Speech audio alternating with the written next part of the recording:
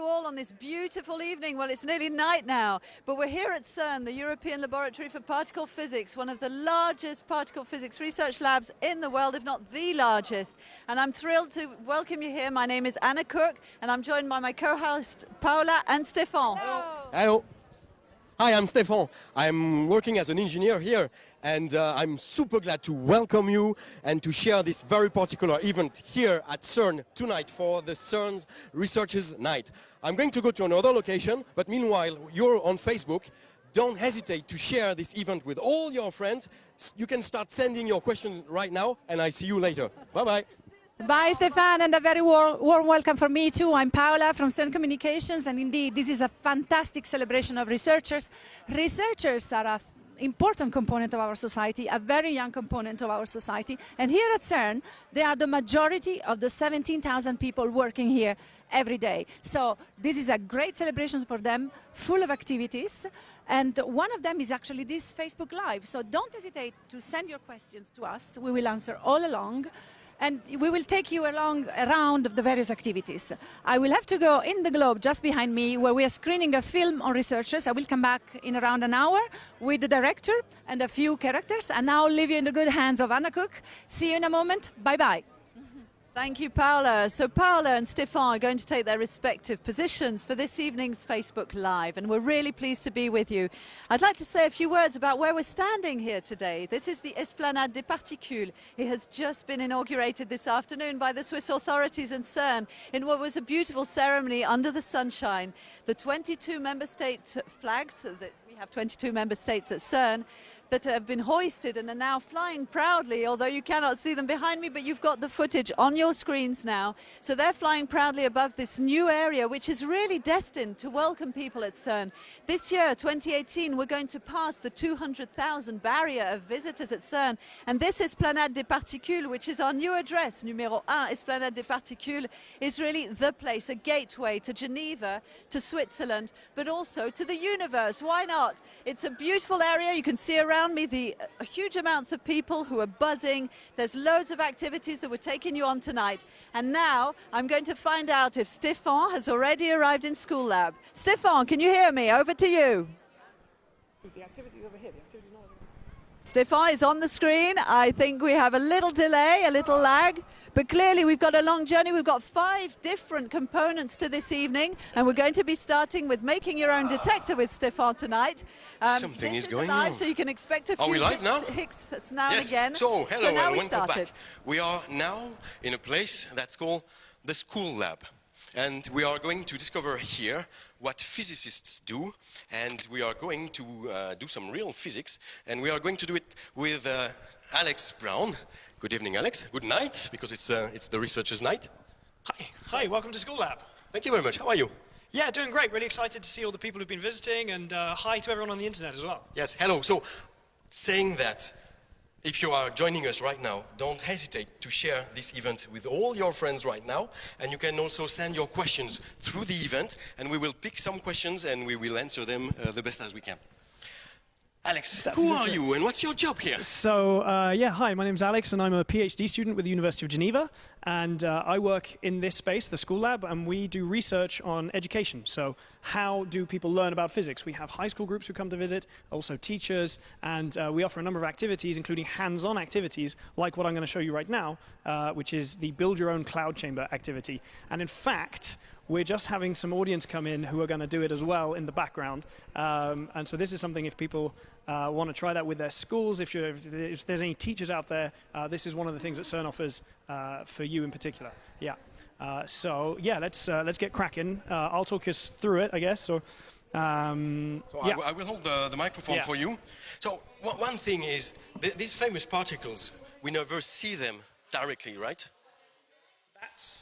That's exactly right. So what we're building here is what we call a particle detector. So you can think of a particle detector like a camera. In fact, a camera is a particle detector for photons. But what we'll be seeing here are other kinds of particles.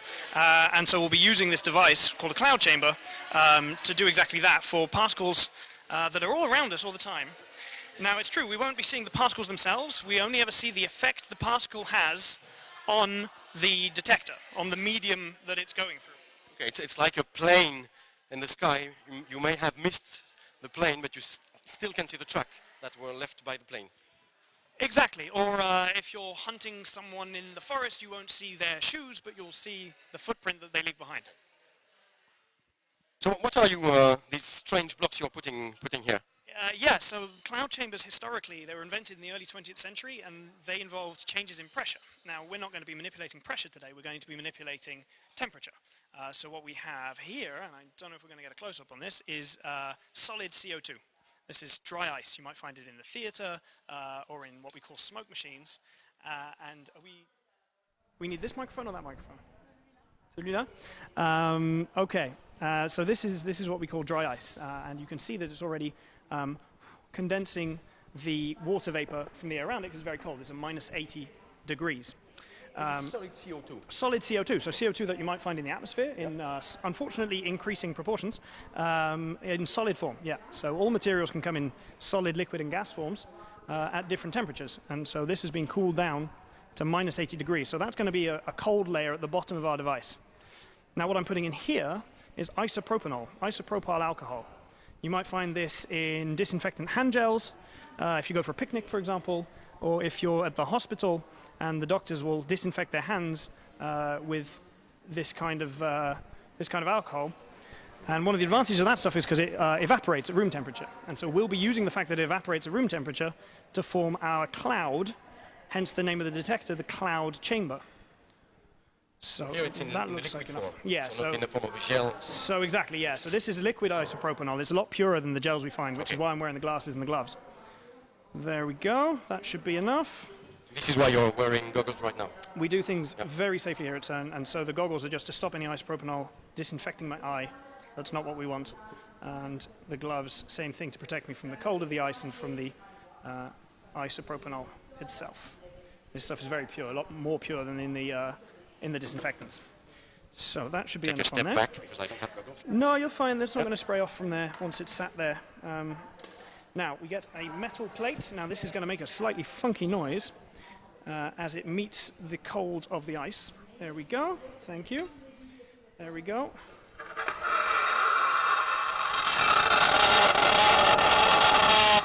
That's probably quite pleasant. Everyone in the room is now staring at me because we're interrupting them.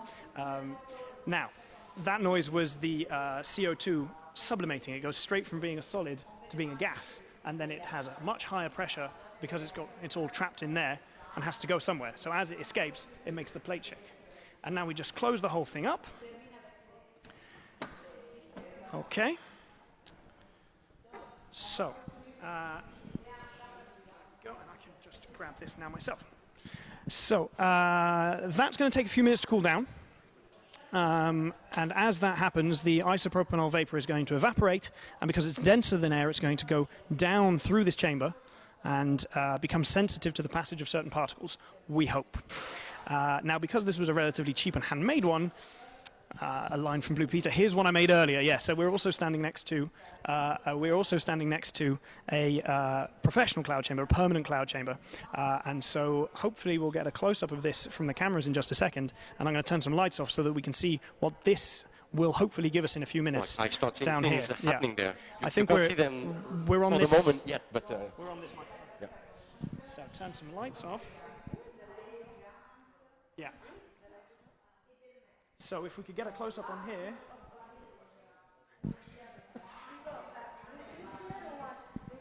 So we are live. Hello, good evening, Facebook. This is the CERN Researchers Night. We are live from the school lab with Alex Brown, and we are now the two of us only for the moment, but I hope you are going to see as well what we are observing here. Yeah, so they're beautiful, these tracks, aren't Beautiful, it's great.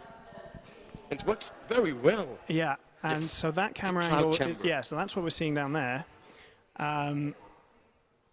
It seems our mobile camera has had to leave us for a second, so they're trying their best to get that view from there. I can take a picture with my cell phone and show it to the camera. All right. So anyway, what's happening in here is that we have so we have this isopropanol vapor, and we'll throw up a link to a live feed of another cloud chamber. So in case this doesn't work out right now, people will be able to go and see one in action. What happens is the isopropanol vapor the isopropanol vapor evaporates. So the liquid, sorry, evaporates because it's at a relatively warm temperature. And because it's denser than the air around it, it tends to go down. And as it goes down, it cools because we've got a cooling system under here, and we'll probably hear that turning on just there. And as it cools, it forms this sort of semi-gas, semi-liquid layer, which is sensitive to these particles. Now, I understand. Just interrupt you because we are taking questions from Facebook. Is my microphone working? Yes. Yes. 1, 2. So we have two questions. We have two questions this microphone. Yeah. related. We have two questions related to cooling. So, do we use dry ice to cool down the LHC, and why do we have to cool down the LHC? So those are very good questions. So indeed, it's not dry ice that we use in the LHC. Dry ice only goes to, in this case, minus 80 degrees C. And for the LHC, we need to get to much lower temperatures than that, closer to absolute zero. And for those, we will use things first. It's liquid nitrogen in a first flush, and then when we keep it really cold, that's using liquid helium. That's much colder than dry ice. Yes, it's a handful of Kelvin, so we're approaching the minus 270 degrees C, around that order of magnitude. And so dry ice would not do the job for that, unfortunately. But yeah, good question, yeah. So you were talking about what we are seeing here in the evaporation of what's happening there. So it's really I'm pretty sure that we will manage to show you some footage of cloud chambers, because we see tracks of bubbles and lines of bubbles that are, if I understood well, created by particles coming from outer space. Yeah, so what happens is that these particles that come from particularly the sun, but also other unknown sources, this is actually an open question in astrophysics, is the protons, for example, will come from the sun and interact with, they will collide with our atmosphere, provoking the creation of new particles, which then cascade down. We call them showers, and a lot of that is absorbed by the upper atmosphere, but some of these particles will actually survive long enough, thank you relativity, to be detected even at sea level or only a few hundred meters where we are now. So that's for most of these particles. Some of them, though, some of these tracks, the thicker ones especially, are what we call alpha particles. So those are actually radioactive nuclei in the air around us. So completely harmless, right? We've been living with these things for millions of years, and they will leave bigger tracks because they have bigger electric charges. They have a double electric charge, yeah. Is it possible to take the camera? Can we get a close-up with this camera or not? From the foot? And bring it to the chamber. It's a shame if people can't watch it. It would be a shame if we couldn't show the tracks, because what we are witnessing here are live particles, really right now, coming from outer space or coming from the sun, that are leaving tracks in this cloud chamber. Yeah, it's live and it's real particles. Exactly. So the particles from space hit the atmosphere, and then new particles are the ones that we're seeing here. So we're seeing what we call secondary particles. Yeah. And yeah, this is live, this is real, and it's not because we're at CERN that there are particularly many particles. It's mainly a function of altitude, although also in the case of the alpha particles, it depends on the geology, what the buildings you're built in are made of. So if you have a house with lots of granite, then you'll have a bit more alpha particles because of the radioactive products that come out of granite that way. Okay, yeah. So do physicists use the same kind of detector? And I have a question from Facebook from Anis Nissou, who is from Algiers. And he's asking, I'm a physicist and I have a question. Is CERN looking for a new theory of the dark matter and dark energy in order to understand them? So wow, okay. So there were two questions there. There was the dark energy, we'll get to that in a second, and is CERN using this kind of detector these days? Yeah. So these kinds of detectors were originally used in the early part of the 20th century. There are actually 3 Nobel Prizes associated with these things. With cloud chambers, yeah. The first one for the creation of the cloud chamber in the first place. A second one for the discovery of these cosmic particles. Someone, Victor Hess, took one of these up in a hot air balloon and discovered that there were these particles coming from space. And then the third one for the discovery, the experimental verification of antimatter. That involved taking thousands of pictures by hand of these detectors, so back in the day. These days we use these more for illustration purposes. Modern detectors are much larger, much more sophisticated, and they use different imaging techniques, for example, because we're using digital technology in that sense, as opposed to having to take analog photos. And also we rely less on just cosmic particles coming to us, and we provoke the collisions ourselves. There is an exception. There is a CERN experiment, the cloud experiment, which uses a type of cloud chamber where we generate, we kind of simulate cosmic rays using the other accelerators at CERN to see the effect of cosmic rays on the formation of clouds as a function of the composition of different atmospheres. So you can control the atmosphere in there and see how clouds are made with different scenarios of gases. So that's actually one of the fascinating uses of these things. As for dark energy and dark matter, that's not something I'm much of an expert on, but those are the big next questions for all of physics, in fact. So going beyond the standard model that was completed in 2012 with the Higgs. So yeah, coming up with new theories, testable theories, experimentally testable theories is a big activity, partly of the theory group here, but also around the world. And I believe the experimentalists are looking forward to having something to really test out with LHC data and then other machines in the future. Okay, so we need some people to do some research. We need researchers. Exactly. Not only tonight, and there are still many mysteries to solve, right? Yes, no, we're really hoping, and that's the point of somewhere like this, like the School Lab, and having schools coming and visit, is to hopefully inspire young people, the next generation. We've met loads of them today, and hopefully some of them are watching as well. Yes, come. Yeah, we need more people with bigger and better ideas and more creativity and inspiration to get into these big questions about the universe. Yeah. So this is really fascinating because it's real live things. It's not a simulation. It's not a video. It's really something. So if you can one day come to CERN and go to the various exhibitions we have here, you will see a proper cloud chamber in operation, and you will witness the journey of cosmic particles going through this chamber and leaving footsteps. Yeah. And of course, we realize that a lot of you watching online can't necessarily come to visit, so there is, we're about to put some footage up of the cloud chamber on the feed. So just a second or two. Right, okay. So never mind, scratch that. We will throw up a link in the comments to a live feed of a cloud chamber that anyone can watch at any time as well, for those of you who can't unfortunately travel to CERN, which is sort of the point of doing this online. And Stefan, I think your closing remarks and pass us on to the next video. Yes, thank you very much, Alex.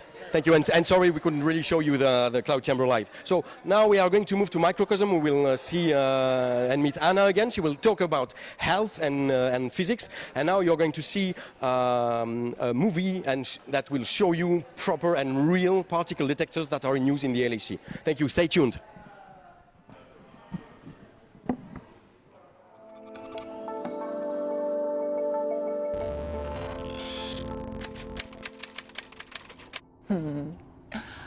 I like physics because of the exploration. I think it's very special that we can just go and do something purely fundamental without having to think about what materialistic gains we're going to get from this.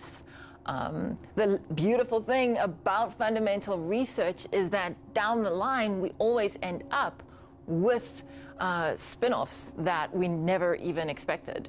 But there's something very special to be able to just probe deeply and purely for no other reason than just trying to understand something at the most fundamental level.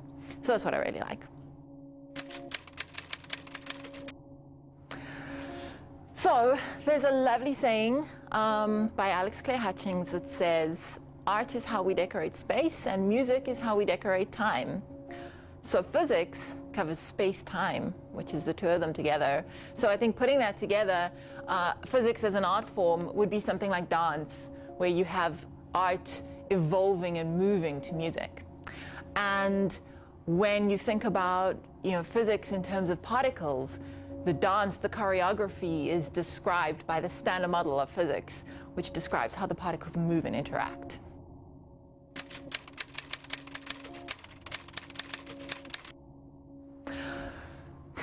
So our standard model of physics describes everything that we know of in the universe fantastically well, but we know that it's not a complete theory. We know that there is 95% of the universe out there, but we don't really know what it is. There have been many theories put up that could possibly explain what this other 95% of the universe is, but we haven't discovered anything yet. We haven't seen whether one of these theories is more correct than the other. So I'm convinced that one day we will be able to understand this. One day we will understand what this other 95% of the universe is. But for now, we just don't know what that is. And that's actually very exciting.